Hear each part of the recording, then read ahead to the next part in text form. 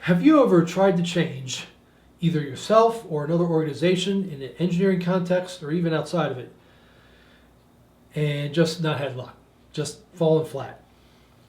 Well, I've had that experience too, both in the workplace, trying to do some process improvement, roll out some change initiatives, and also in my personal life. I've had some trouble. It was years ago. I was in an engineering group, and you know what? I just wasn't finishing things on time. I kept wanting to do just a super job, but beyond what was needed or even wanted by management.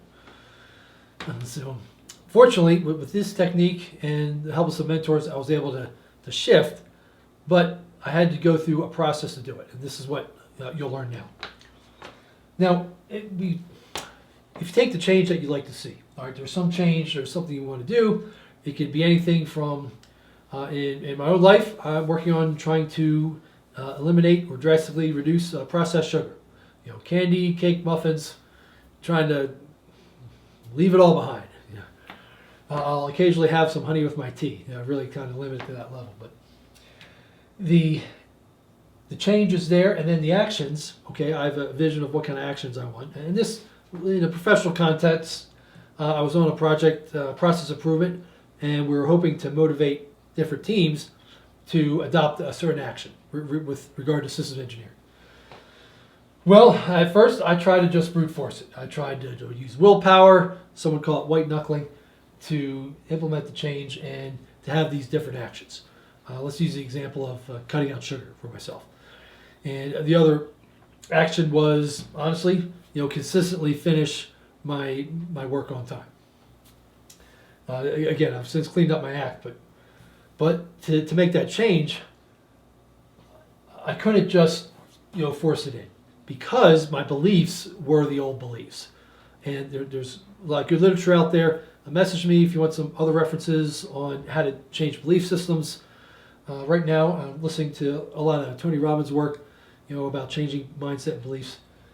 There are other sources as well, but I had to go to my mindset, and in particular, in doing some of this engineering work, I was revising some documents and doing some safety engineering. I had to go to the mindset where management knows what they want. Instead of I know what's best. Then the second thing is that to adopt the 80-20 rule. Richard Koch has a book. There are other books. Pareto principle. I had to realize 20% of my effort got me 80% there, and that was still plenty of time. I could do the 90% job, and that was more than what was needed, more than what management wanted. It would have been maybe not ideal, but certainly sufficient for the next assembly, the people reading my work. That would have been fine. And then I just call it a day and move on to the next task. And there were plenty they wanted me to do. But I had to change my mindset from it's got to be 100% down to, sometimes 90% is okay. Then once I adopted that and then worked on my perspective that, to maximize my contribution, I could only do 80% over here, 90% here, because I still needed to do 80% on this third task, which was getting 0%, because I was basically polishing the cannonball, it's the expression, on these other two.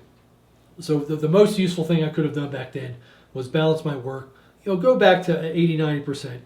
Now, in some cases, you need more, but usually management is open to those discussions. Saying, hey, I really feel we need to go 95% on this task. I have a reason, and then they can negotiate scope and maybe give this other task to someone else. But after, and only after, I changed my mindset, changed my beliefs about what was a good enough job, was I able to adjust my attitude about the work and be happy with the 80% or the 90% performance. And still keep a positive emotional state, keep a positive attitude, and not view myself as short shrifting, but rather I'm a professional, balancing work accordingly. The alternative is, really burn the midnight oil, which I wasn't even being asked to do. So only if after the mindset, I could work with the attitude, and then once that was solid, now I could take an approach on, okay, how am I going to strategically change, and then bring in some tactics What specific steps do I do? How do I know I'm done? What's the 80% level? And now the actions flew. Since then, I was able to adjust. Again, this did not happen overnight. I had some mentors help me, read some books. I really had to go inside and do some inner work. But then I was able to scope my work to the time allotted, really increase my on-time performance, and then there was the change that I wanted to see. Now, I'm still working on cutting out the processed sugar, but there, I still need a mindset that despite the fact that muffins are very tasty, there are some other health goals that are even more important to me.